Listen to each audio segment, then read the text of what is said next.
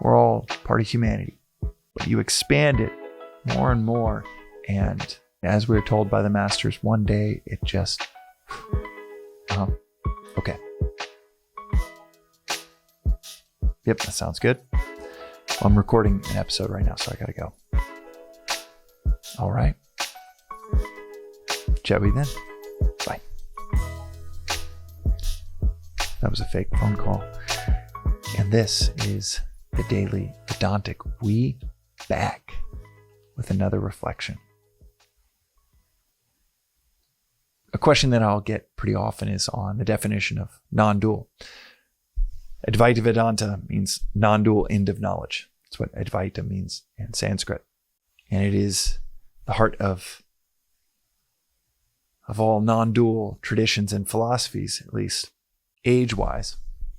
It sits at the source of nearly all Eastern philosophies, and you have many traditions in the West that are inspired, that are continuations of a non-dual philosophy. You have things like the Kabbalah tradition within Judaism, which is the Jewish mysticism sect that is non-dual. You have Christian mysticism and non-dual Christians. You've got Sufism within Islam, the non-dual tradition within Islam. And the question is, well, what does non-dual mean? Well, non-dual quite literally means not two. And that word has been chosen by the masters over millennia because to just say oneness, and it certainly points to oneness, to unity, that is the goal, is to see unity in a world in which we perceive plurality. But the reason that, and especially in the Vedantic tradition, each word is so precise. The reason that there's been dialed in precision to this word of non-dual instead of just one is that one implies a border. To say that everything is one has this almost like a rough edge right at the margin. When you think about everything as one, is that, okay, is there a border to that? So not two, non-dual, not only applies to not two between you and I, or not two yourself and the world, not two you and your significant other. You're not two, you are one. But it also rounds out that hard edge that there is no implication of a border. Some people are satisfied with that answer, but they, especially if they're just scratching at the surface of non-duality, they want to know the difference between a non-dual approach to philosophy, to a worldview, and a dualistic approach to a worldview. And when you get to the final truth of a non-dual versus the ultimate truth of a dualistic worldview, in terms of articulating it, it comes down to this. The non-dual view on the world is that there is a God, and God is not beyond you. I'll say that again. The final truth, one way of articulating it in Vedanta is there is a God, and that God is not beyond you. The final truth of a dualistic worldview, no matter how often a tradition or a philosophical view will talk about union or communion with a God, that dualistic worldview is, in a theistic sense, let's say there is a God, but that God is beyond you. So you have one school of thought, one philosophical worldview that is, there is a God, and that God is not beyond you. And You have on the other side of the aisle a theistic view of there is a God, but that God is beyond you. So what does the non-dualistic articulation, what does that mean? God not being beyond you. That God is within. As Christ said, the kingdom of heaven is within. Or bring forth what is within you, and what is within you will save you. What is within you will save you. What will save you is not beyond you, but is within. I'm not here to make a case for one over the other because both have value. And I'll tell you what I mean by that in a sec.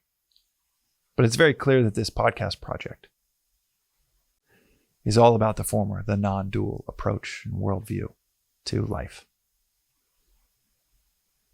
But you get to the non-dual through the dual. It is a progression. As is said in this tradition of Vedanta, you can't skip levels. You can't just hear a concept and say, boom, all right, I'm going to pretend I really understand and experience the world that way, in a non-dual way. If you experience the world in a non-dual way, you are enlightened. You actually have no need for philosophy anymore. If you see sameness, samaha, if you see no otherness in the world,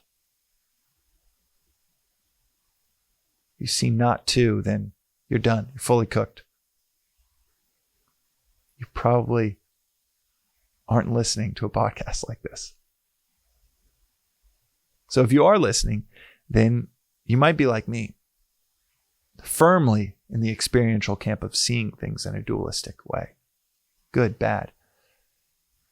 Pain, pleasure, joy, sorrow. You, me, the world, ourselves. And if you know your level, you know that that's how you view the world, then how do you get into that non-dualistic worldview if you intuitively feel, oh, that is the truth, but I don't experience or see it yet. Or that just makes sense of all of the conflicting knots that I tie myself into when I do view the world dualistically. Well, you study, reflect, contemplate the non-dual. You see it, you rest your mind upon it, and it becomes your reality. This philosophy doesn't really use the language of manifesting, but it is very similar. You set your sights on something, and then all of these resemblances of that ideal, they start to become more and more apparent in your life. You start to notice, oh wow, when I identify with another person, not only am I able to help them much more, but it's so energizing to identify than to view them as competition. I'm able to accomplish so much more than I am if I have this pure dualistic view. And it can be as simple and practical as, okay, we're on the same team. All right, we're on the same family. And then you expand your ring of identification, as it's called. Vedanta, expand your ring of identification further and further and further. All right, we're in the same community. We're in the same state, the same region, the same country. We're all part of humanity. All part of the circle of living beings. But you expand it more and more, and it's like a drop of ink in the ocean. It expands and dilutes until it's so infinitesimally small that it is practically non-existent. So you take that dualistic view, you expand it further and further and further until it is so diluted that, as we're told by the masters, one day it just is so diluted that it becomes non-existent. And you're firmly experientially in that camp of non-duality. Experientially recognizing that God is not beyond you. That is today's reflection on the Daily Vedantic. We'll see you next time.